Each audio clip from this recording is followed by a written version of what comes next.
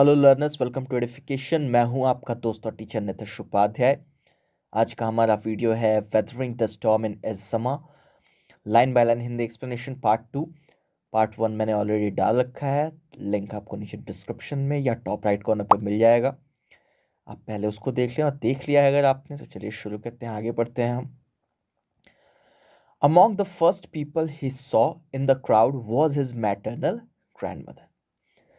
जो पहले लोग उससे दिखे भीड़ में, किसे? प्रशांत को। यहाँ तक हमने पिछले पार्ट में पढ़ा था कि प्रशांत पहुंच चुका था रेड क्रॉस शेल्टर में अपने गांव के। तो जो पहले लोग दिखे एक भीड़ में, उनमें उसे सबसे पहले क्या दिखी? उसकी मैटरनल ग्रैंडमदर, मैटरनल माँ के साइड की ग्रैंडमदर तो नानी हुई, उसकी नानी सबसे पहले उसे दिखी। Weak with hunger she rushed to him, her hands outstretched, her eyes brimming.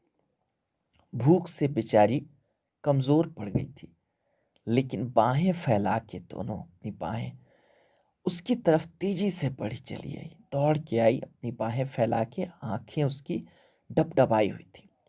It was a miracle, ये एक चमत्कार था। They had long given him up for dead, वो लोग बहुत पहले ही उसे मृत मान चुके थे। किसे? प्रशांत को। नानी अपने नाती को समझ चुकी थी कि इतनी बारिश में तो बचा होगा नहीं, इतने दिन हो गए, कोई खबर भी नहीं है, मर ही चुका होगा। लेकिन अब जब वो दिखता है प्रशांत, उनका नाती, तो ये किसी चमत्कार से कम नहीं था। Quickly word spread and his extended family gathered around him and hugged him tight in relief.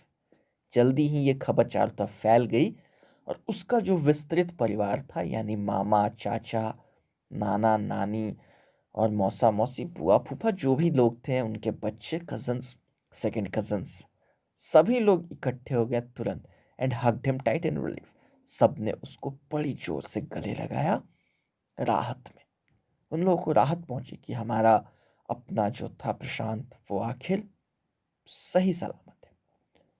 Prashant एंग्शियसली scanned the Motley batted group, प्रशांत ने बेचैनी से उस झुंड को देखा। मॉटले अलग अलग चीज़ों का एक असॉर्टमेंट उसको कहते हैं। बैटेड मतलब एक तरीके से समझिए कि पिटे लुटे लोग, बेचारे जो मुसीबत ज़्यादा वो लोग थे, उन लोगों को देखा। His brother and sister, his uncles and aunts, they all seem to be there. उसके भाई बहन, उसके चाचा चाची, मामा मामी, मौसा मौसी, ऐसा लग रहा था जैसे सभी लोग वहीं हैं। By the next morning, as he took in the desperate situation in the shelter, he decided to get a grip over himself. अगली सुबह तक जब उसने ये सब कुछ देख लिया, ये जो बेचैन हालात थे, बेकाबू हालात थे, मुसीबत ज़दा जो चीज़ें थी वहाँ शेल्टर में, ये सब चीज़ें जब उसने देख ली, तब उसने निर्णय लिया कि अब खुद पे काबू पाने का वक्त आ गया, यानी मैं खुद ही दुख में रहूंगा, ढीला ढाला रहूंगा, इनकी मदद कौन करे। He sensed a deathly grief settling upon the 2500 strong crowd in the shelter. उसने महसूस किया कि एक बड़ा भयानक दुख और क्षोभ बैठ गया है इन 2500 लोगों में जो यहाँ इस शेल्टर में इकट्ठा है। 86 lives were lost in the village. गांव में 86 लोगों की जान जा चुकी थी। All the 96 houses had been washed away. जो 96 घर टोटल हुआ करते थे, उस कुल घर जो 96 हुआ करते थे उस गांव में, सारे बह चुके थे। It was their 4th day at the shelter. ये उन लोगों का इस शेल्टर में 4था दिन था। So far, they had survived on green coconuts, but there were too few to go around such a tumult of people. अब तक वो लोग कच्चे नारियलों पे जिंदा थे, लेकिन अब वहाँ कच्चे नारियल इतने कम थे जो इतने ज़्यादा लोगों के लिए काफ़ी नहीं थे। Prashant, all of 19 years, decided to step in as leader of his village if no one else did. बस 19 साल का प्रशांत, उसने निर्णय लिया कि वो इस गांव का नेता बनेगा अगर कोई नहीं बन रहा है तो। He organized a group of youths and elders to jointly pressurize the merchant once again to part with his rice. उसने इकट्ठा किया युवाओं का और बुजुर्गों का एक दल बनाया उसने, और उन लोगों ने एक साथ जाके गांव का जो व्यापारी होता है, जो गांव में दुकानदार होते हैं, उस पर दबाव डालने का निर्णय लिया। कैसा दबाव? कि एक बार फिर अपने चावल में से हमें हिस्सा दो। टू पार्ट का मतलब होता है ना, पार्ट विथ का एक्चुअली, कि कोई चीज़ जो आपके अभी यूज़ आ नहीं आ रही है वो आप दूसरों को दे दें। तो अब बाढ़ में उनका सामान कौन खरीदेगा, लोगों के पास पैसे भी नहीं है, वैसे भी सड़ा हो जाएगा, खराब हो जाएगा, सड़े सड़े पड़े पड़े। तो उन लोगों ने कहा कि भाई हमें दे दो, कभी देखेंगे पैसा अगर आया तो। This time the delegation succeeded and returned triumphantly, wading through the receding waters with food for the entire shelter. इस बार ये जो प्रतिनिधि मंडल था, डेलीगेशन कहा जाता है लोगों के ग्रुप को जो किसी खास काम के लिए किसी से बात करने जाता है, तो ये जो प्रतिनिधि मंडल था, डेलीगेशन था, इस बार सफल हुआ उस व्यापारी को अपनी बात समझाने में, और विजयी होके वो लोग लौटे। Wedding through the receding waters with food for the entire shelter. Wedding मतलब वहीं हल्के पानी में बढ़ते हुए, तो वो बढ़ के आए, पानी घट रहा था, रिसीड कर रहा था, उसमें ये लोग वापस आए विजयी होके, खाना लेकर पूरे शेल्टर के लिए। No one cared that the rice was already rotting. किसी ने इस बात की परवाह नहीं की कि चावल पहले से ही सड़ना शुरू हो चुका था, क्योंकि जब आप भूखे मर रहे हो तो कुछ भी खाने को मिल जाए वो बहुत होता है। तो किसी ने गांव में, किसी जितने भी लोग शेल्टर में थे, किसी को इस बात पे कोई एतराज़ नहीं था कि ये चावल सड़ रहा है। Branches from fallen trees were gathered to light a reluctant and slow fire on which to cook the rice. गिरे हुए पेड़ों से छोटी छोटी टहनियाँ, शाखाएं इकट्ठा की गई और एक आग जलाई गई। आग कैसी थी? बड़ी धीमी और अनमनी। रिलक्टेंट मतलब जो कोई काम करने को राजी ना हो, आग जल ही नहीं रही थी। यहाँ पे पर्सोनिफाई कर दिया गया आग को, बेसिकली धीरे धीरे चल रही थी, ये कहना चाहते। तो उन्होंने आग जलाया जिसपे कि चावल पकाया जा सके। For the first time in 4 days, the survivors at the cyclone shelter were able to fill their bellies. पिछले 4 दिनों में पहली बार उस साइक्लोन शेल्टर के जो सर्वाइवर्स, यानी जो लोग थे बचे हुए, सर्वाइवर मतलब जो किसी विपरीत परिस्थिति में बचे हुए लोग होते हैं उनको कहा जाता है, उन लोगों ने अपना पेट पिछले 4 दिनों में पहली बार भरा। His next task was to organize a team of youth volunteers to clean the shelter of filth, urine, vomit, and floating carcasses, and to tend to the wounds and fractures of the many who had been injured. अगला काम जो प्रशांत ने अगला जिम्मेदारी जो उठाई वो थी कि युवा स्वयं सेवियों का, जो लोग खुद से आगे आए थे कि हम ये करने को तैयार हैं, उन लोगों का एक दल बनाया ताकि उस आश्रय की, उस शेल्टर की फिल्थ यानी गंदगी, यूरिन जो मूत्र होता है लोगों का, वॉमिट उल्टियाँ, वो सब हटाई जा सके, और साथ में फ्लोटिंग कार्कसेस जो वहाँ पानी में जानवरों की, इंसानों की लाशें इकट्ठा हो गई थी वो हटाई जा सके। उसके अलावा टू टेंड टू यानी कि किन लोगों का ख्याल रखने के लिए, किन चीज़ों का? जो लोग इंजर्ड यानी घायल थे उनके घावों और फ्रैक्चर्स, टूटी हड्डियों का, इन सब के लिए उसने एक दल बनाया कि जो लोग घायल हैं उनकी देखभाल की जाए, जहाँ गंदगी है उसको साफ किया जाए, मुर्दा फूंक दिया जाए। On the fifth day, a military helicopter flew over the shelter and dropped some food parcels.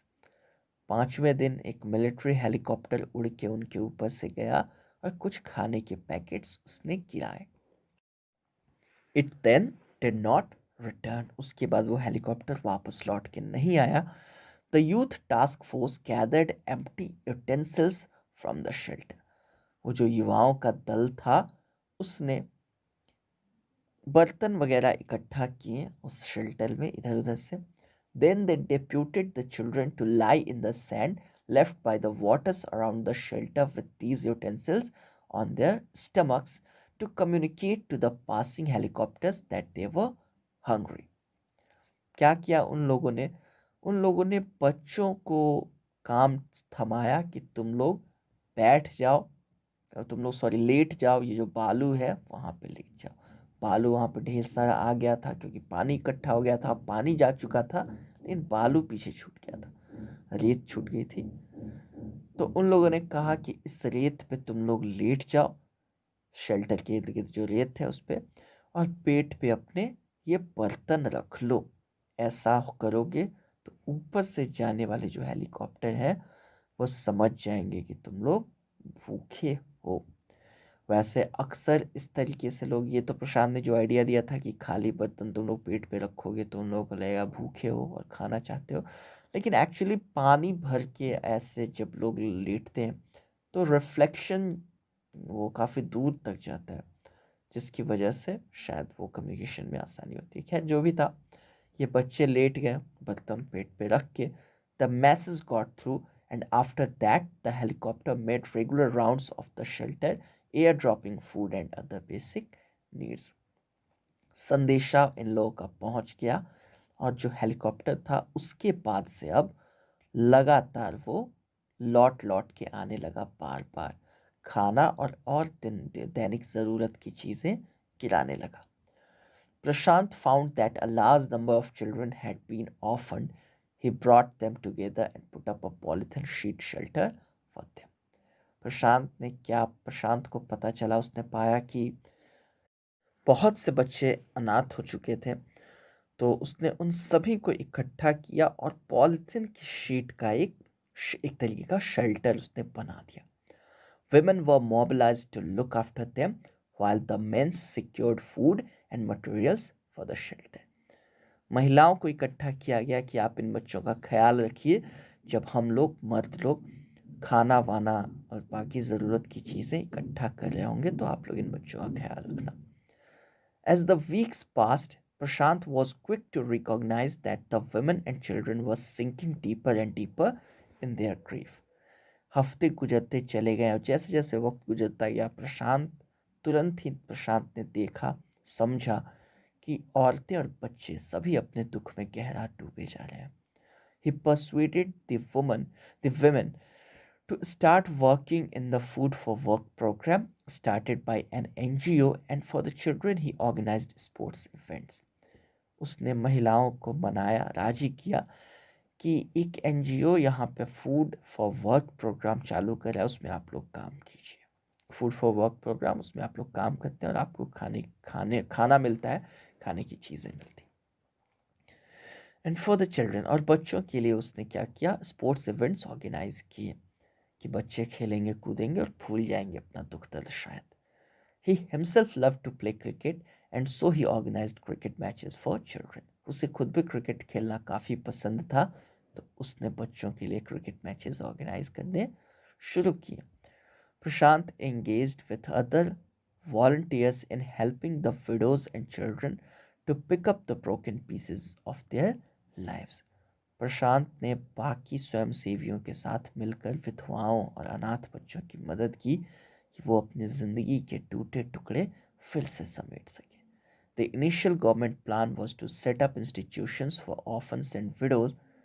However, this step was successfully resisted as it was felt that in such institutions, children would grow up without love and widows would suffer from stigma and loneliness. शुरुआती सरकार की योजना थी कि विधवाओं के लिए और अनाथ बच्चों के लिए अलग अलग आश्रय खोल दिया जाए, अलग अलग कुछ संस्थान खोल दिए जाए, लेकिन गांव के लोगों ने इसका विरोध किया। ऑब्वियसली प्रशांत ने ज़्यादा किया होगा। उन लोगों ने क्या कहा कि ऐसा अगर किया जाएगा तो बच्चे बिल्कुल अलग थलग महसूस करेंगे और दूसरी तरफ ये विधवा औरतें भी कलंक और अकेलेपन के बोझ तले डूब जाएंगी। एक वक्त था जब अकेली औरत, हमारे यहाँ तो खैर आज भी बहुत जगहों पे कोई विधवा हो जाए या किसी का तलाक हो जाए तो समाज वाले लोग समझते हैं कि अब इसका जीवन कैसा है, बर्बाद है, या ये स्त्री अब अकेली कैसे रहेगी, ऐसा कुछ जो चला आ रहा है लोगों के मन में, बहुत से लोगों के मन में। अब हालांकि काफ़ी हालात बदले, लेकिन फिर भी तो उसने ये चीज़ें सोचा, उन लोगों ने सोचा कि ऐसे विधवाओं और तो बच्चों और अनाथ बच्चों को अलग अलग रखा जाएगा, दोनों को ही तकलीफ़ें होंगी। Prashant's group believed orphans should be resettled in their own community itself, possibly in new foster families made up of childless widows and children without adult care. प्रशांत का जो दल था, उन लोगों का मानना था कि जो अनाथ बच्चे हैं इनको उन्हीं की कम्युनिटी में, मतलब उनके रिलीजन, उनके कास्ट के लोग, उनके बीच में ही उनको सेटल किया जाए फिर से। हो सके तो नई फॉस्टर फैमिलीज बना दी जाए जिनमें अनाथ बच्चे हों और वो विधवाएं हों जिनके बच्चे ना हों। इस तरह विधवा औरतों को एक सहारा मिल जाएगा बच्चे के रूप में, बच्चों को एक माँ मिल जाएगी। It is 6 months after the devastation of the super cyclone. This time, Prashant's wounded spirit has healed simply because he had no time to bother about his own pain. 6 महीने बीत चुके हैं उस तबाही के, वो जो चक्रवात था उसकी तबाही के 6 महीने बीत चुके हैं। इस बार प्रशांत की घायल आत्मा बड़ी तेजी से इसने अपने दर्द पे काबू पाया है, उबर चुकी है दर्द से। और ऐसा इसलिए हुआ है क्योंकि इस बार इसलिए बार बार कहा जा रहा है क्योंकि पिछली बार जब उसकी माँ की मृत्यु हुई थी तब हालात दूसरे थे, लेकिन इस बार प्रशांत की आत्मा इस दुख से उभर गई है क्योंकि उसके पास समय ही नहीं था कि वो अपने दर्द पे ध्यान दे, दूसरों के दर्द में ही उलझा रह गया वो। His handsome youthful face is what the widows and orphan children of his village seek out most in their darkest hour of grief. उसका सुंदर नौजवान चेहरा ही वो चीज़ है जो विधवा औरतें और अनाथ बच्चे उस गांव के अपनी मुसीबत के वक्त में, सबसे काले वक्त में भी ढूंढते हैं। एक तरीके से प्रशांत उन लोगों के लिए आशा की किरण बन के उभरा है। तो इस तरह हमारी कहानी ख़त्म हुई। उम्मीद करता हूँ मैं आपको ठीक से पढ़ा पाया होऊंगा। मिलते हैं अगले किसी वीडियो में, तब तक के लिए stay safe, take care and keep learning. उम्मीद करता हूँ आपको ये लेसन समझ में आया होगा। अगर ऐसा है तो प्लीज़ लाइक का बटन दबाइए वीडियो अच्छा लगा हो तो, और साथ में नीचे कमेंट करके हमें ज़रूर बताइए अगर वीडियो नहीं पसंद आया, या आप ये भी बता सकते हैं कि आप आने वाली वीडियोस में क्या चाहते हैं। शेयर ज़रूर कीजिए अपने दोस्तों के साथ अगर पसंद आया हो, और सब्सक्राइब ज़रूर कीजिए हमारे चैनल को।